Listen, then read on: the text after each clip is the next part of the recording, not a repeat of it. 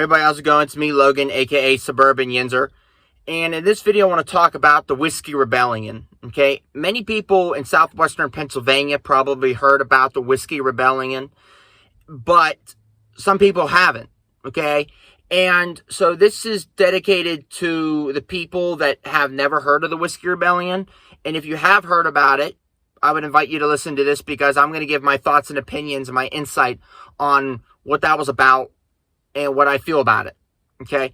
Now, the Whiskey Rebellion is actually the first rebellion, the first open rebellion of the U.S. Constitution's history. Okay.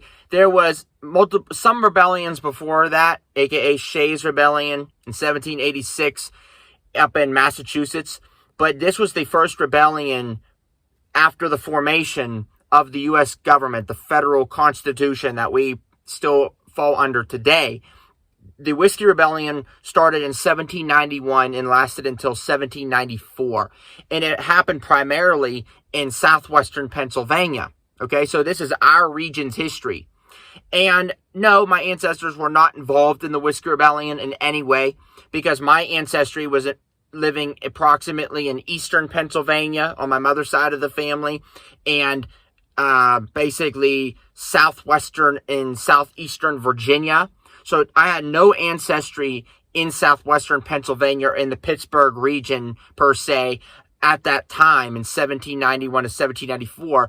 But I'm an American and so are you. You didn't have to have ancestors even living in the country in the 1790s to be interested in being involved in this history, because if you're an American citizen, you have a right to have an opinion about anything you want if it applies to American history. So my opinion about it is that even if my ancestors weren't involved in it, they were living in the country during it. Okay, they were still voting and still participating in the politics and the policies of the federal government at the time. And during the Whiskey Rebellion, the president was George Washington, the first president of the United States. Now, many people could say that George Washington was the best president of all time, which, granted, he is in the top 10. But George Washington, in the Whiskey Rebellion, really failed as commander-in-chief, and I'm going to explain why. There are two sides to this crisis. There's the Federalist side and the Anti-Federalist side. The Federalist side would form into the Whig Party in the 1800s, and the Anti-Federalist side would form into the Democratic Republican Party, and then evolve into the Democrat Party of the 1800s. And the Anti-Federalists were basically led by Thomas Jefferson, my second cousin 9 times removed on my mother's side of the family from Virginia. Okay? And Thomas Jefferson was leading the opposition, okay? Opposing George Washington's policies and the Washington administration. And there's a reason why. The Secretary of the Treasury of the Washington administration was the infamous or well-known Alexander Hamilton. Okay? And there is so much praise and so much spotlight and so much great publicity of Hamilton because of the stupid play that everybody thinks is a legit history, and it's actually propaganda. It's pro-Hamiltonian propaganda, and I think it's so ridiculous because it really misconstrues and twists American history into a false light, especially when it comes to Hamilton, putting him on such a big pedestal and promoting and celebrating him without even knowing anything about him or his policies or his economic views of the Union in general. But Alexander Hamilton, during that time, was basically trying to get us involved in the global world economy. Okay? Basically globalism before globalism was a thing.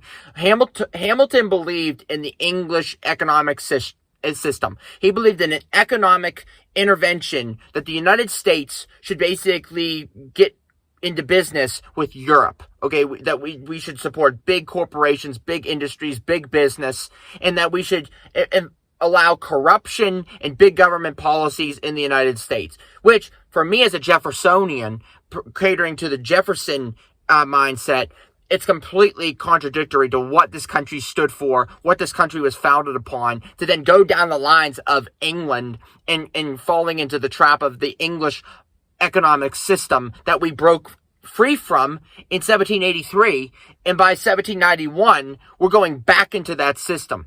So Hamilton had the great idea, well, in his opinion, the great idea of taxing whiskey to pay for the debt incurred by the American Revolution, okay?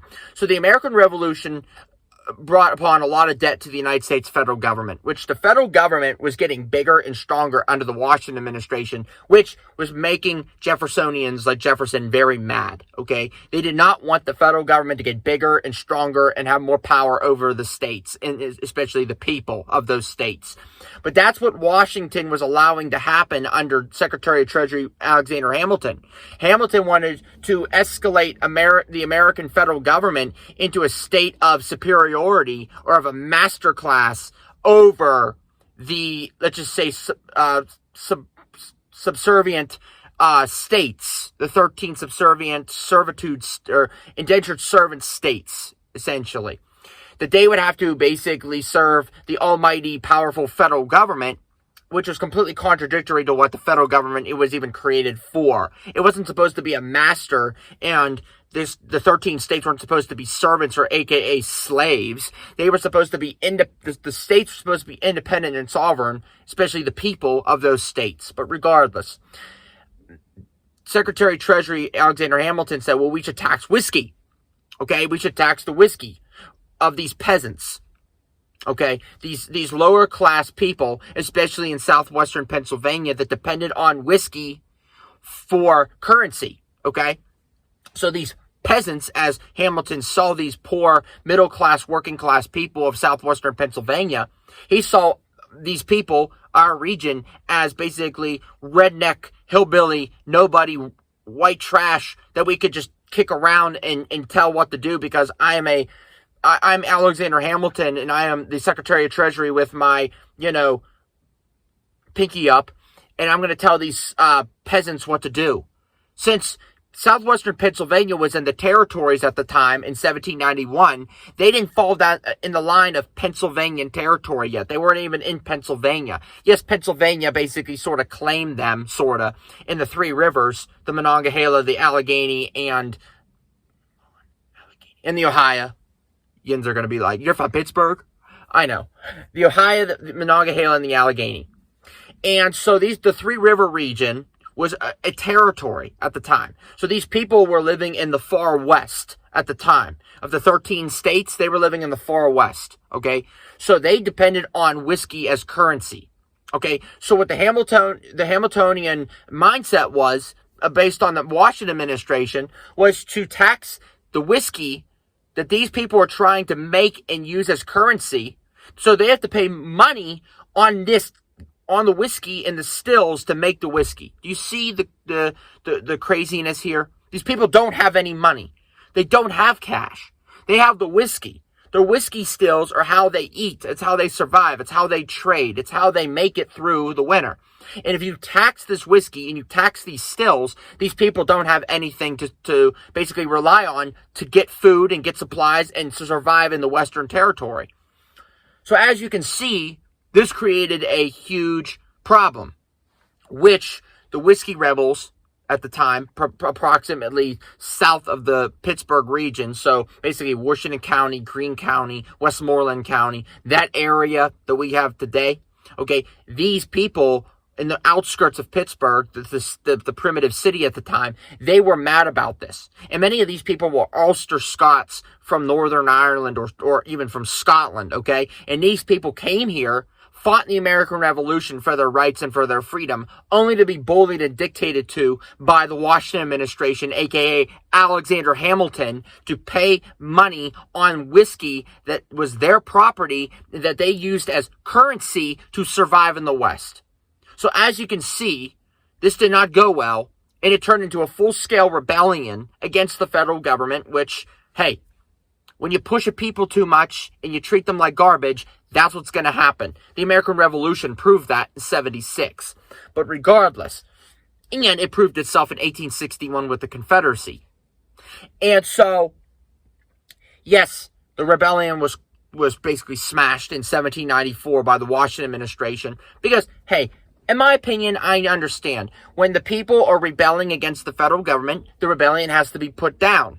It has to be stopped, or you'll have anarchy. You can't have a bunch of people running around with guns and tomahawks harassing federal agents. I understand that. The superiority of the federal government is to maintain tranquility and peace in the Union.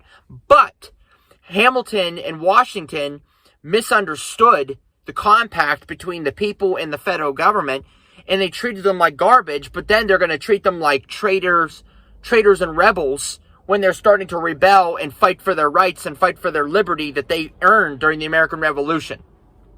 So regardless, who I stand with and who I support is the Jeffersonian side. I support the Whiskey Rebels any day of the week.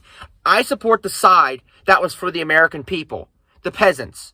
Okay, it was for the lower class, working class people. Because Thomas Jefferson might have been an aristocrat. He might have been this Renaissance man, rich plantation owner down in Charlottesville, Virginia. But Jefferson was of the mindset that the people control this country. If it's not for the people, we don't have a country. And if the people feel abused, and the people are ignored, and the people are treated like garbage, which Hamilton wanted to happen, Hamilton wanted these people to be treated like that, then the people have the right to stand up for their rights. Especially since these men were former American Revolutionary veterans. Okay, they fought in the Revolution, sometimes for 8 years, the whole Revolution. Don't they have the right to live in peace, in tranquility, and freedom, and not be abused with taxes, which was what the American Revolution was fought over? So this is why, in the Whiskey Rebellion, especially our region in southwestern Pennsylvania, this should be a teaching moment to see and to show us, but also to show our, let's just say, overseers in the federal government that, we the people are the ones controlling this country, okay? We are the people. In the Constitution, it says, we the people. And when you overtax we the people, and you treat we the people like garbage without our consent, okay, which happened in the Whiskey Rebellion, and it happened during the Confederacy in 1861, when you treat a people like garbage, and you talk down to them, and you don't listen to them, and you think that they work for you in the federal government, you think that the people work for you, once you have that mindset that you are better than the people that you represent, that's what you get. I'm not saying that rebellion is good. I'm not saying that rebellion is the only road you can go down when you're frustrated. But I'm saying at the end of the day, that history has taught us that you must compromise and you must listen. You must be empathetic and sympathetic with your people. And the Whiskey Rebellion especially taught us early on in the federal government, in the United States history, it taught us a lot of lessons. That you can only treat a people like crap for so long before they get tired of it. Okay? And so I'm for the people. I'm for the common man. I'm for the working man. And that's why I don't like Hamilton, and that's why I didn't support the Washington administration's handling, especially George Washington's handling of the Whiskey Rebellion and the whiskey tax from 1791 to 1794. But anyway, that's how I feel about it. So, thank you guys for watching this video. I hope you enjoyed it. Peace.